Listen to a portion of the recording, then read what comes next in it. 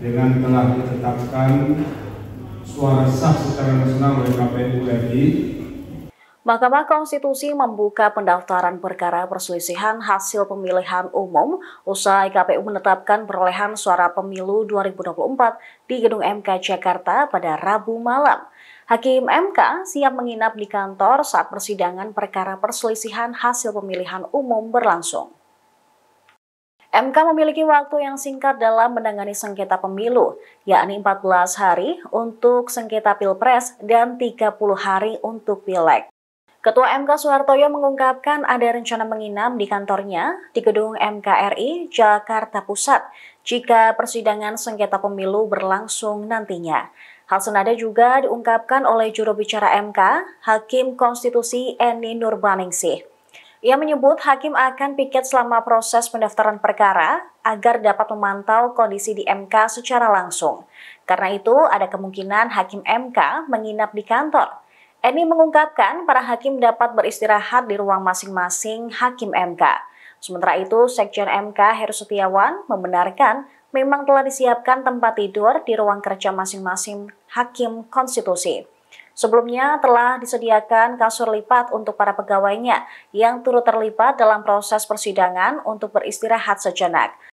Total ada 388 kasur lipat yang disediakan MK untuk para pegawainya yang butuh istirahat atau terpaksa tidur di kantor.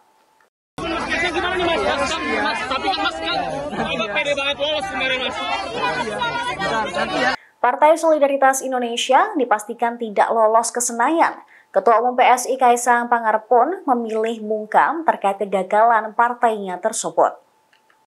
DPP PSI juga belum mengeluarkan pernyataan resmi terkait sikap partai tersebut setelah pemilu 2024. Kaisang yang ikut hadir dalam buka bersama di kediaman Menteri Pertahanan sekaligus Capres 02 Prabowo Subianto di Rumah Kertanegara Kebayoran Jakarta pada Rabu malam tidak merespons banyak. Dia hanya tersenyum ke awak media. Putra bungsu Presiden Jokowi ini hanya mengatakan untuk menunggu pernyataan resmi dari DPP PSI yang rencananya akan digelar pada Kamis hari ini.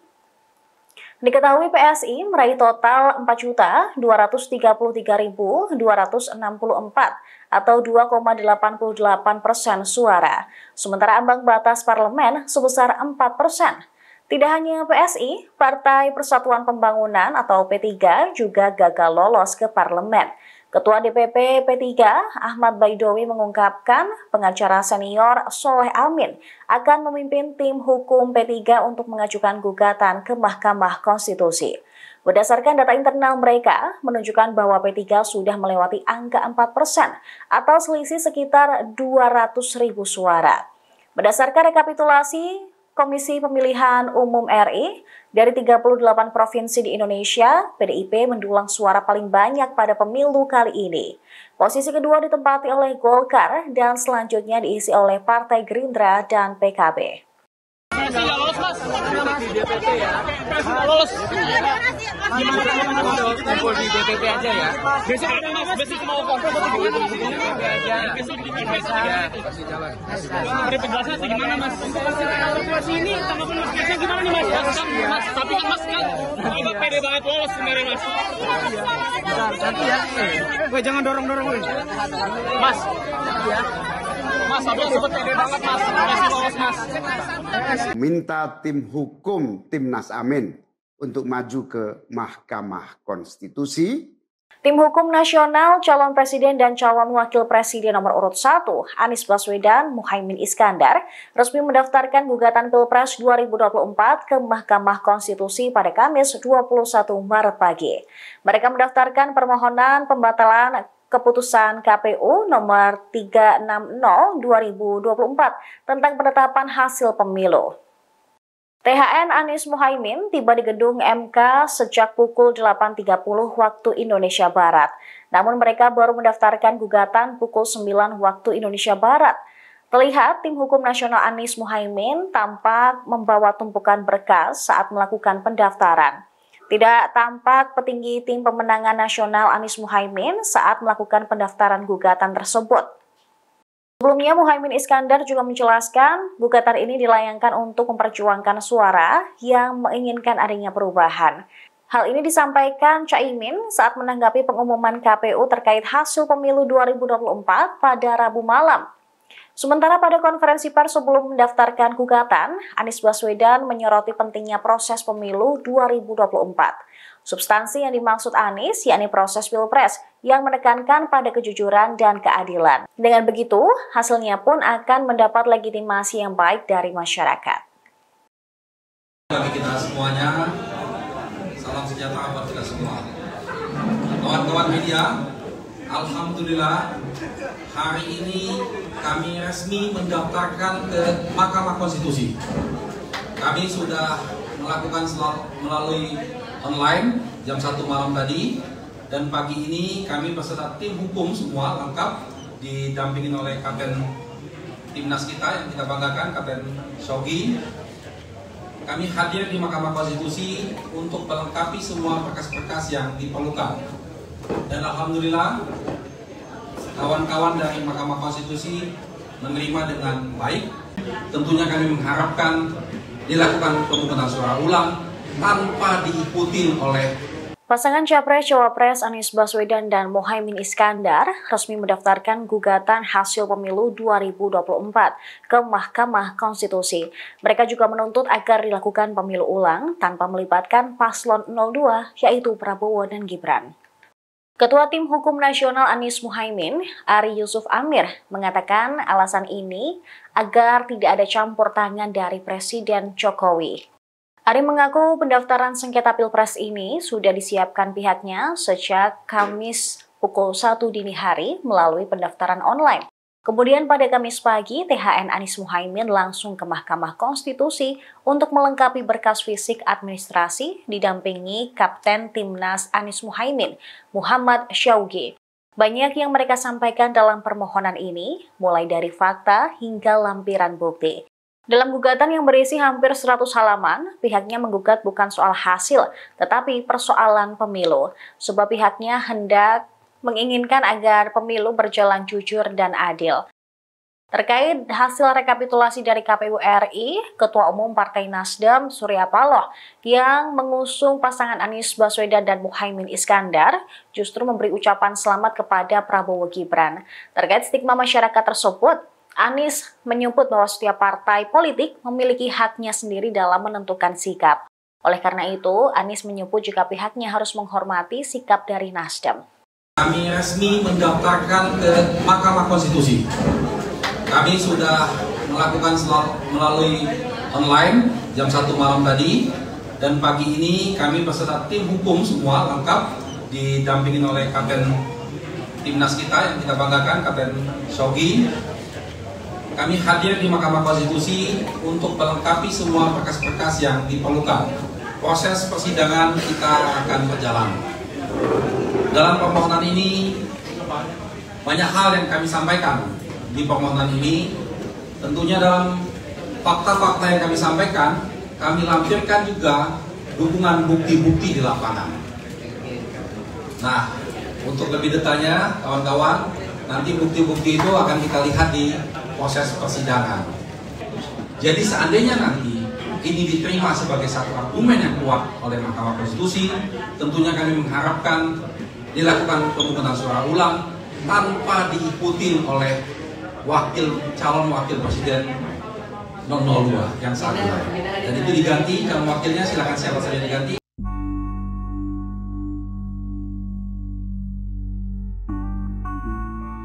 Calon Wakil Presiden nomor urut 02, Gibran Rakabuming Raka, mengaku sudah berkomunikasi dengan Prabowo Subianto setelah keduanya dinyatakan memenangkan Pilpres 2024. Gibran mengaku akan bertemu dengan Prabowo. Ditemui di Balai Kota Solo pada Kamis 21 Maret 2024, Gibran mengucapkan terima kasih kepada semua pihak setelah resmi diumumkan menang Pilpres 2024 oleh Komisi Pemilihan Umum. Namun, putra sulung Presiden Jokowi ini enggan membeberkan kapan dirinya akan bertemu dengan Prabowo. Gibran menegaskan bahwa pertemuan tersebut telah dijadwalkan. Dirinya ingin fokus menyelesaikan pekerjaannya di Solo sebagai wali kota. Dia juga tidak menanggapi lebih lanjut terkait pengumuman hasil Pilpres 2024. Diketahui KPU RI menyatakan pasangan calon nomor urut 2, Prabowo Subianto dan Gibran Raka Buming Raka, memenangkan Pilpres 2024. Pengumuman tersebut disampaikan oleh Ketua KPU RI Hashim Asyari saat rapat pleno di kantor KPU RI Jakarta pada Rabu 20 Maret malam. Prabowo dan Gibran memperoleh total suara 96.214.691.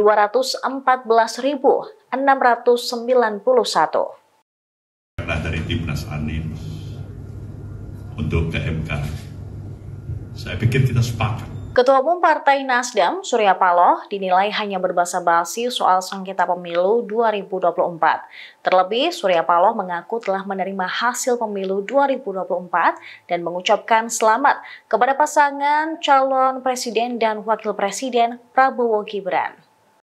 Pengamat politik dari Lingkar Madani Indonesia, Ray Rangkuti, pada Kamis 21 Maret menilai Surya Paloh memiliki rencana atau jalan sendiri. Ray menyinggung soal dugaan pelanggaran pemilu 2024 yang dinyatakan Surya Paloh hanya sebagai catatan. Menurut Ray, hal itu bisa diartikan Nasdem menilai dugaan pelanggaran pemilu 2024 hanya sebagai catatan saja, bukan prinsip yang harus diperbaiki. Surya Paloh juga mengaku menghormati keputusan Timnas Anies Baswedan Muhaimin Iskandar yang ingin menggugat hasil pemilu 2024 ke Mahkamah Konstitusi, tetapi tetap menerima hasil Pilpres 2024. Menurut Surya, bahwa rencana pengajuan gugatan ke MK oleh Timnas Amin adalah sebagai bentuk upaya mencari keadilan dan memperbaiki hal yang dianggap perlu dilakukan. Selain itu, Surya Paloh juga telah menyatakan menerima hasil pemilu, menjelaskan maksud dirinya menyampaikan pernyataan tersebut. Menurutnya terkait hasil pemilu, tidak ada pilihan lain baginya, yakni menerima, menolak, atau tidak bersikap sama sekali. Namun dalam hal ini Nasdem memilih untuk menerima hasil pemilu semata-mata untuk kepentingan persatuan nasional.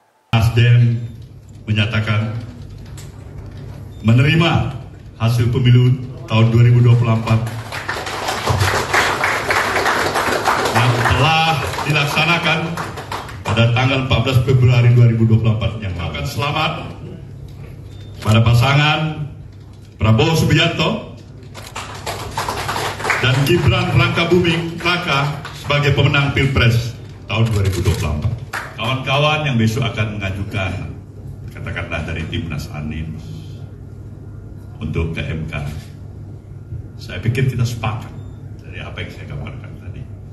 Penghormatan kita untuk upaya mencari keadilan, upaya untuk mengevaluasi, memperbaiki dari sesuatu yang kita anggap perlu untuk dilakukan. Saya pikir itu tetap harus berjalan sebagaimana mestinya. Yang tidak memilih kami, berilah kesempatan kami akan buktikan. Calon Presiden pemenang pemilu Prabowo Subianto mengucapkan janji pertamanya setelah dinyatakan menang Pilpres 2024. Prabowo berjanji akan bekerja sekeras-kerasnya untuk masyarakat Indonesia dan minta diberi kesempatan kepada orang-orang yang tidak memilihnya. Dalam konferensi pers di kediamannya di Kertanegara 4, Jakarta Selatan pada Rabu malam, Prabowo mengaku akan menjadi presiden dan wakil presiden pemerintah untuk seluruh rakyat Indonesia. Dia pun mengucapkan terima kasih kepada masyarakat yang telah menggunakan hak pilihnya dalam pemilu 2024. Dia juga mengucapkan terima kasih kepada Presiden Republik Indonesia Joko Widodo lantaran telah mendapat dukungan untuk menjadi pemimpin Indonesia 5 tahun ke depan. Menurut Prabowo, Jokowi merupakan sosok negarawan yang patut dicontoh. Dia juga berterima kasih kepada KPU dan Dewan Kehormatan Penyelenggara Pemilu atas lancarnya pelaksanaan Pemilu 2024, serta TNI Polri yang membuat pesta demokrasi tahun ini berjalan tertib dan aman. Menteri Pertahanan itu juga mengucapkan terima kasih kepada Koalisi Indonesia Maju yang mengusungnya, terutama para ketua umum dan seluruh kader parpol yang tergabung di dalamnya. Saudara-saudara sekalian, sekali lagi saya katakan, kita telah dipilih oleh rakyat Indonesia. Mandat rakyat Indonesia adalah di tangan kami. tapi kami akan menjadi presiden, wakil presiden, pemerintah untuk seluruh rakyat Indonesia. Amin. Bagi mereka yang tidak memiliki. Nah, oleh sebab itu apa yang kami lakukan ke MK ini bukan mencari menang, tapi beyond election. Calon Wakil Presiden nomor urut 3, Mahfud MD, mengakui pihaknya bakal mengajukan gugatan sengketa Pilpres 2024 ke Mahkamah Konstitusi. Namun, ia menegaskan, gugatan sengketa ini tidak untuk mencari kemenangan dari kubu Ganjar Mahfud. Dalam konferensi pers di Posko Ganjar Mahfud di Menteng, Jakarta Pusat pada hari Kamis, Mahfud membeberkan banyaknya kecurangan dalam penyelenggaraan pemilu tahun ini. Oleh sebab itu, pihaknya ingin mewariskan ke generasi selanjutnya agar demokrasi dan hukum kembali ditegakkan. Sebab gugatan ini demi mempertahankan masa depan Indonesia. Mahfud menyampaikan bahwa berbagai dugaan tentang persoalan Pilpres 2024 harus diungkap melalui jalur konstitusi di Mahkamah Konstitusi. Dalam hal ini, Mahfud menyebut MK sebagai teater hukum. Mantan Menko Polhukam ini menegaskan pihaknya akan menerima apapun keputusan yang disampaikan MK dalam mengadili sengketa tersebut. Bahkan tim Ganjar Mahfud sudah membuat fakta integritas Negara. Nah, oleh sebab itu apa yang kami lakukan ke MK ini bukan mencari menang, tapi beyond election, masa depan, bukan sekedar untuk pemilu hari ini, tapi masa depan ratusan tahun yang akan datang. Demokrasi kita harus sehat, dan itu harus diungkap di sebuah teater hukum yang bernama Mahkamah Konstitusi. Kami yang akan mengungkap, ya, demi masa depan, bukan kami. Kalau kami sendiri kan sudah berintegritas, ya, sudah membuat fakta integritas nih. Kami akan menerima apapun hasilnya. Kalau ada ketidakpuasan terhadap sebuah proses, ada mekanisme hukum. Ini yang kami pakai sampai titik akhir, agar rakyat dan bangsa Indonesia di masa depan, generasi muda seperti saudara ini ikut menjaga. Indonesia harus dibangun sebagai negara demokrasi, benar, berkeadaban dan berkeadilan, juga berhukum.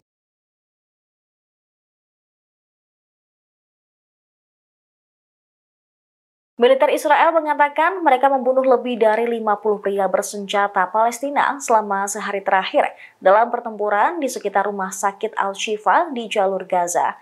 Militer mengatakan pihaknya terus melanjutkan aktivitas operasional yang tepat di rumah sakit Shifa. Pasukan Israel juga membunuh 2 warga Palestina dalam serangan mereka di kamp pengungsi Nur Syams di tepi barat yang diduduki. Masyarakat Bulan Sabit Merah Palestina mengatakan bahwa total korban tewas dalam serangan terakhir menjadi 4 orang. Selama penggerebekan, bulldozer Israel juga menggali jalan dan merobohkan infrastruktur di kamp tersebut. Sementara itu, Perdana Menteri Israel Benjamin Netanyahu kembali menyatakan pada hari Rabu kemarin niat Israel untuk melancarkan serangan darat terhadap Rafah di selatan jalur Gaza. Namun, ia memperingatkan bahwa hal ini akan membutuhkan waktu bagi pasukan Israel untuk siap. Dalam pernyataan video, Netanyahu mengatakan bahwa ia akan segera menyetujui rencana evakuasi warga sipil Palestina dari wilayah pertempuran setelah mendapatkan lampu hijau untuk rencana operasional militer di Rafah. Hundreds of thousands of people are slowly starving to death. Senator Independen Amerika Serikat Bernie Sanders tegas meminta AS untuk tidak lagi mendanai kekejaman Israel di jalur Gaza. Sanders mengatakan bahwa tidak seharusnya Amerika Serikat terlibat dalam tragedi yang tidak dapat diungkapkan dengan kata-kata. Dirinya juga menyebut tidak seharusnya AS mendanai mesin perang yang dipakai anak buah Perdana Menteri Israel Benjamin Netanyahu. Mengutip Anadolu Agency, Sanders mengatakan Israel harus membuka perbatasan dan mengizinkan PBB mengirimkan bantuan ke seluruh Gaza. Ia meminta agar Israel harus menghentikan operasi militernya yang menyebabkan salah satu bencana kemanusiaan terburuk dalam sejarah. Menurut Sanders, Israel menggunakan kelaparan untuk menyerang rakyat sipil di jalur Gaza. Oleh sebab itu, dia menegaskan AS tidak boleh terlibat dalam tragedi tersebut. President, we are currently witnessing one of the worst humanitarian disasters in modern history, and the United States is complicit. Anyone who turns on the television or opens a newspaper can see the unbelievable devastation now taking place in Gaza. We can see, if we choose to see, the images of starving, emaciated children. And that is because one of our closest allies, Israel, a country we have poured tens of billions of dollars into, has created a situation in which hundreds of thousands of people are slowly starving to death. Download Tribun X sekarang, menghadirkan lokal menjadi Indonesia.